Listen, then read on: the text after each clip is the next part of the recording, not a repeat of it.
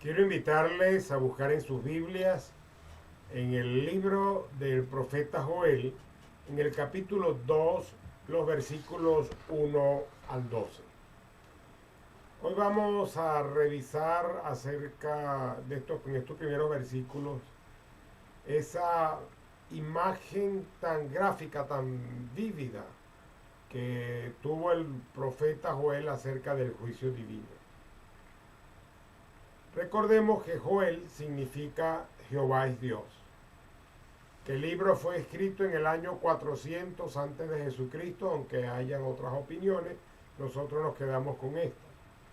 Que la ocasión para el libro fue una plaga de langostas que asoló la tierra y que fue seguida de una severa sequía, lo cual Joel lo interpreta como la ira de Dios contra el pueblo de Jerusalén o de Judá, debido al pecado del pueblo. El libro tiene 3 capítulos. En el primer capítulo, que ya estudiamos, describe la desolación producida por la langosta.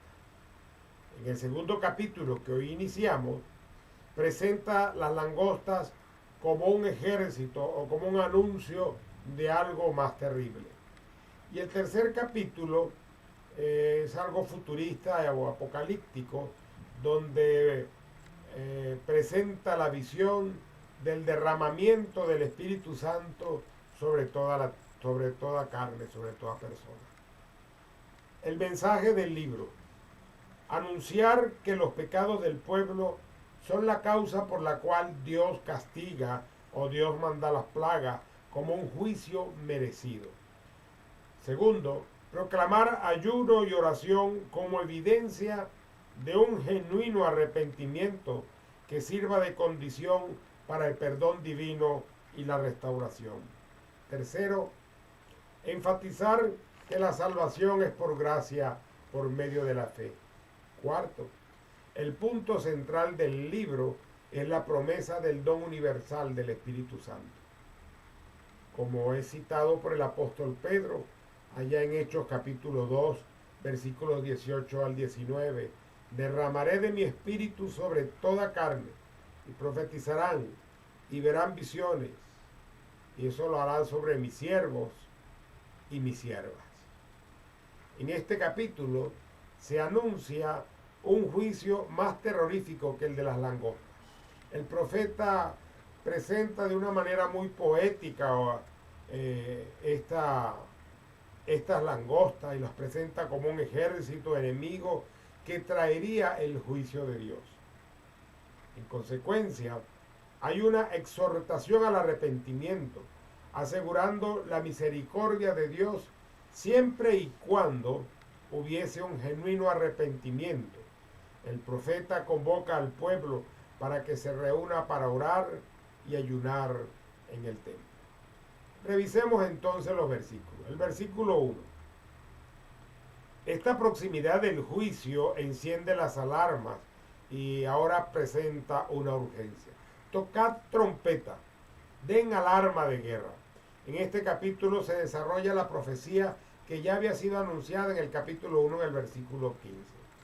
La trompeta o el sopar o el cuerno de carnero se tocaba cuando los sacerdotes fueron llamados para santificar el ayuno. Ellos eran los responsables de hacerlo. Lo cita, por ejemplo, Levítico 23-24, una conmemoración al son de trompetas y una santa convocación. Y también era usado por los militares, era una señal militar, y las órdenes militares eran dadas de esta manera, con esa trompeta.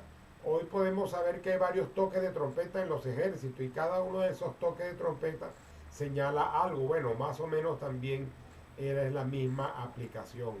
En Jueces 7, el versículo 18, cuando Gedeón se disponía a ir contra el campamento de los madianitas, dice: yo tocaré la trompeta y todos los que estarán conmigo, y vosotros tocaréis entonces las trompetas alrededor de todo el campamento y diréis: por Jehová y por Gedeón.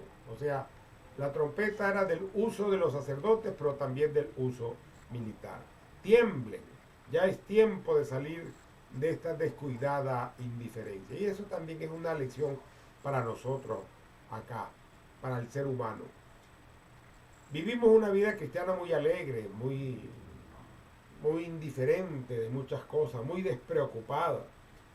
Descuidamos nuestro propio crecimiento, nos conformamos con un mínimo, nos conformamos con las pequeñeces o con la poca profundidad del contenido de las escrituras y no avanzamos en el crecimiento de la gracia de Dios. Descuidamos nuestra vida espiritual y enfrentamos con indiferencia los retos y las cosas que suceden a nuestro alrededor. Nosotros como pueblo cristiano deberíamos estar apercibidos y con mayor atención ante lo que sucede en el mundo y que de raro no nos toca a nosotros. Por ejemplo, en otros países las desgracias de las políticas de la LGBT se van imponiendo y de eso les parece una gracia que esta cantidad de personas con ciertos trastornos que los hacen verse como si no fueran lo que son y entonces los aceptan. Pasó.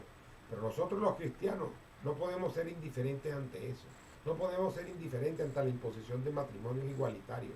No podemos ser indiferentes ante las obligaciones o persecuciones que se puedan hacer contra el pueblo de Dios, ante las imposiciones o ante las intromisiones gubernamentales en las disposiciones del pueblo. Pero estamos descuidados y estamos indiferentes a muchas cosas. Por ejemplo, la participación en política del cristiano.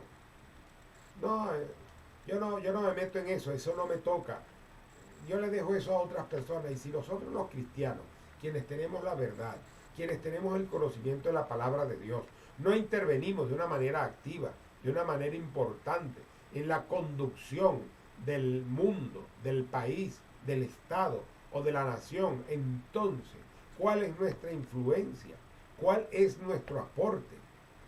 Basta de indiferencia.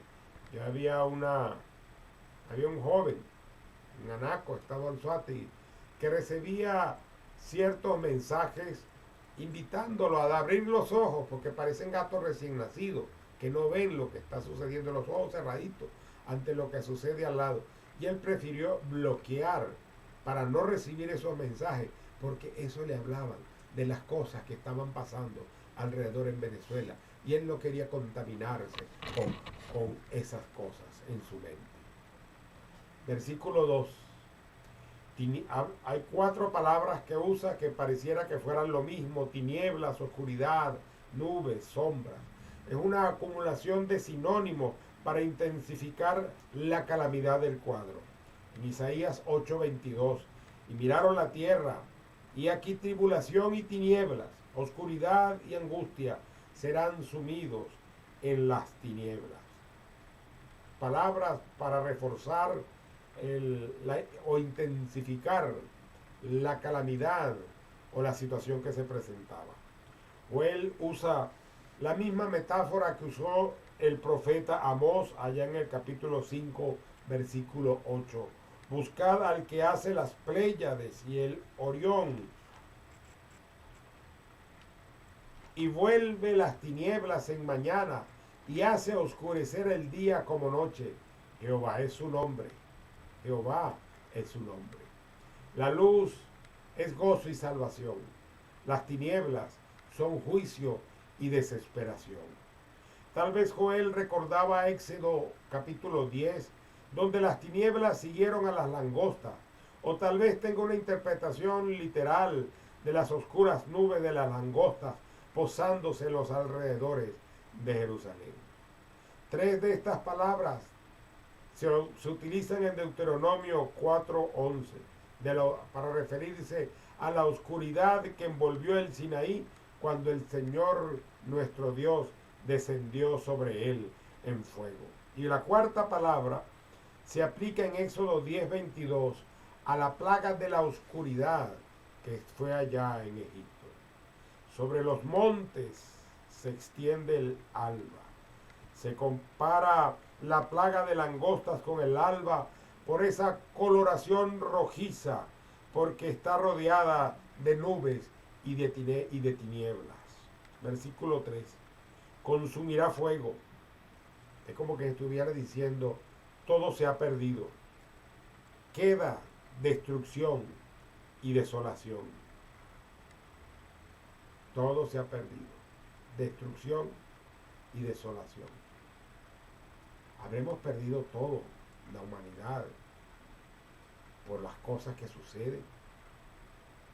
Los venezolanos, ok, estamos en desolación y en destrucción, pero todo estará perdido. En ese versículo se hace referencia al huerto del Edén. Y es interesante que solamente Joel y Ezequiel, aparte del libro de Génesis, nombran o refieren al jardín del Edén.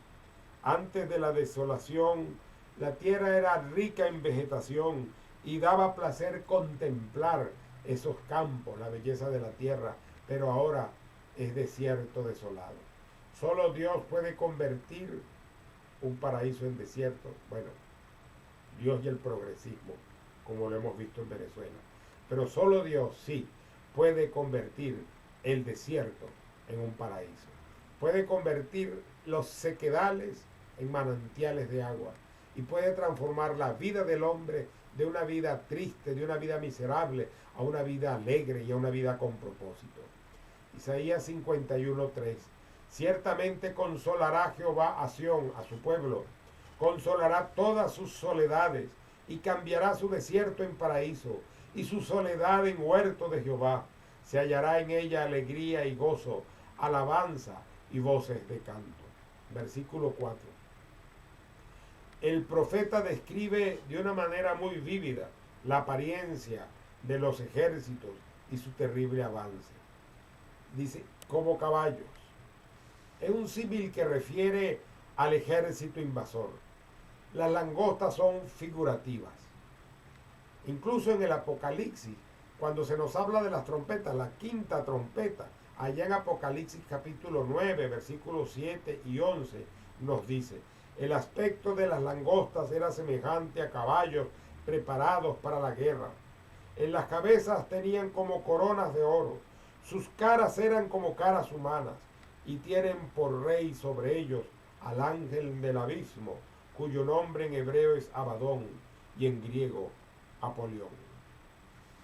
El asombroso ruido, según el versículo 5, el asombroso ruido de las langostas se puede oír a kilómetros de distancia, como el ruido del avance de un estruendoso ejército de carros de guerra y de caballos, o como se puede sentir la caída de agua en una catarata o un río tormentoso de piedras y la crecida de un río, ese ruido. Bueno, las plagas de la langosta, el ruido podía sentirse a las distancias. Fuesen ejércitos o fuesen langostas, tendrían que extenderse sobre las crestas y los bordes cercanos alrededor de Israel, de Jerusalén, para poder sitiarla y tomarla. Los versículos 6 al 9 describen el cruel avance de las langostas subiendo por el muro de Jerusalén. Descripción aplicable al avance de un disciplinado ejército marchando con sus tropas de asalto sobre Jerusalén. En el versículo 6, temerán, estarán aterrorizados, palidecerán, cambiará el semblante por el terror, por el miedo. Versículo 7, no hay confusión en las filas enemigas, no cambiarán de rumbo, pase lo que pase, van hacia lo que les toca, hacia donde les toca ir, hacia donde estaban destinados a ir.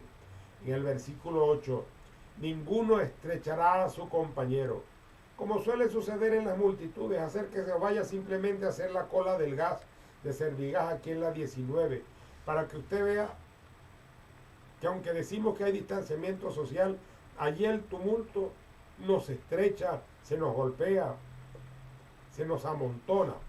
Voy a referirme a lo que he visto.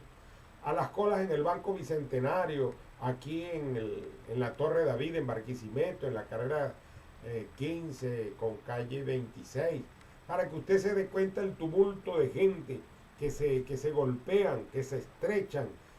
Bueno, pero dice que en estos enemigos no se estrecharán entre ellos. Y aún cayendo sobre la espada, no se herirán. O sea, nada les detendrá su avance. Seguirán su paso indetenible. Las langostas desafían a todas las armas que se usan contra ellas. ¿Ha tenido usted algún tipo de plaga en su casa? Yo tengo una casa de un techo de madera, un machimbrado malo que le montó machimbrado de mala calidad que montó la constructora allá en la urbanización Laguna Verde. Y es una lucha permanente y constante con los comejenios, fumigando varias veces en el año. Después tomé yo mismo la iniciativa de la fumigación, hasta por las paredes en roticos. Por roticos que hacían salían los comejenios y había que estar inyectando veneno con gasoil. Una lucha permanente. Pareciera que no se acabara. O los jardines donde salen las hormigas, o los bachacos. La gente gasta dinero en tratar de eliminar eso y los elimina por un tiempo, pero vuelven a surgir. Así parece que estas langostas son difíciles de matar, como en la película, difíciles de destruir. Desafían toda arma que se use contra ellas. Versículo 9. A manera de ladrones llegarán. Entrarán a pesar de la seguridad que se tenga. Aunque estén las puertas cerradas, entrarán por las ventanas, por las oportunidades, por los huequitos que puedan quedar en cualquier lugar. Acá tal vez Joel no se está refiriendo al ejército invasor, sino solo a las langostas. Pero pensando que aún fuese un ejército invasor, quiere decir que ni la mayor seguridad que pueda tener podrá impedir el avance del enemigo. Versículo 10. Delante de él temblará la tierra, los habitantes temblarán por temor a ellas, pero también puede ser que por su avance haya movimientos telúricos que se unan a todo esto. Unas explosiones en cuestiones de gas en Oriente, se dice que se sentía en la tierra como si hubiese un temblor y eran las explosiones que estaban ocurriendo en los gasductos, en los lugares donde se produce el gas. Se estremecerán los cielos, los poderes de los cielos, en este caso, la iluminación del sol será interrumpida, será trastornada por la nube de langostas que se impondrán o que se interpondrán para recibir la luz. Figuras de revoluciones de Estado causadas por enemigos como los que estaban por invadir Judea. Versículo 11. Jehová dará su orden delante de su ejército. ¿Quién podrá resistirlo el día de su venida? La respuesta es nadie. En Apocalipsis, capítulo 6, versículo 17, se nos habla de ese día del Señor. Dice, porque el gran día de su ira ha llegado, ¿y quién podrá sostenerse en pie? ¿Quién podrá mantenerse ante el juicio de Dios? Terrible cosa es caer en manos del Dios vivo. Por eso debemos estar a cuenta, debe estar nuestra vida consagrada, debemos estar arrepentidos y apartados de iniquidad y de maldad. Debemos estar en una buena relación con Dios para poder mantenernos ante Él. Detrás de toda la destrucción causada por las langostas, por el terremoto o por la tormenta, acecha el día de Jehová, trayendo consigo un castigo mucho mayor y terrible.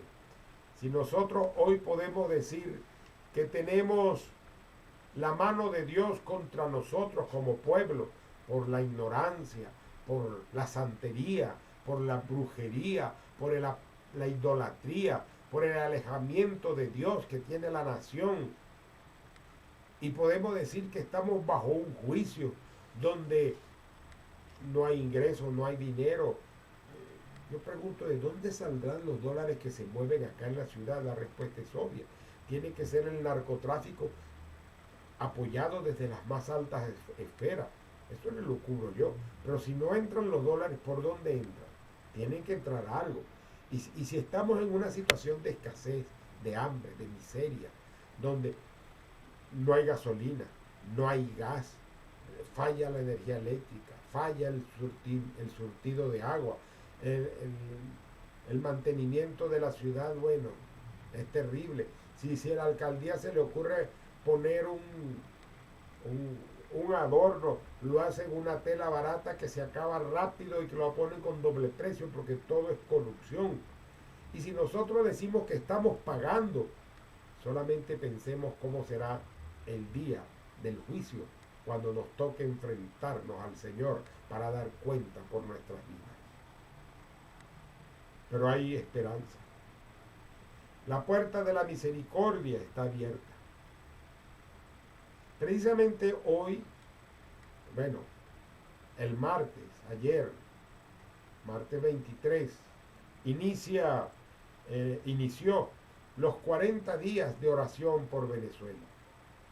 40 días en los cuales lo que se nos pide es que dediquemos 30 minutos de nuestro día para que como pueblo, como iglesia, y se puede ser a las 3 de la tarde, oremos todos nosotros por nuestra nación.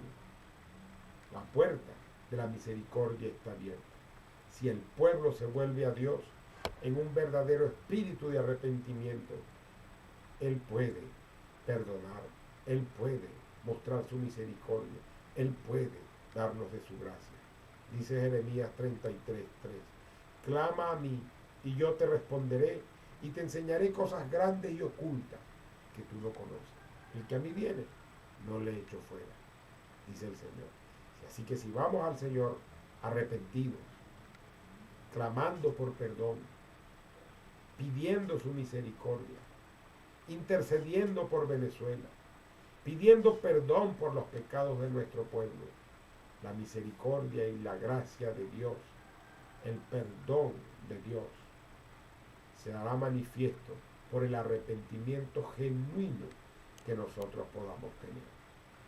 Y hoy he compartido con ustedes estos primeros 12 versículos de Joel capítulo 2, donde se nos presenta esa vívida imagen del juicio divino, donde se habla precisamente de las dificultades y del cruel avance que pueda tener el enemigo, y que haciendo un paralelismo que lo está teniendo sobre nosotros, pero también que hay esperanza, porque nuestra esperanza está escondida en Dios, porque Él es nuestro refugio, porque es nuestro amparo y porque es nuestra fortaleza. Clama el justo y Jehová lo escucha, Jehová lo oye. Clamemos entonces en arrepentimiento, de una manera responsable al Señor, y Él responderá y nos enseñará cosas grandes y ocultas que no conocemos. Oremos.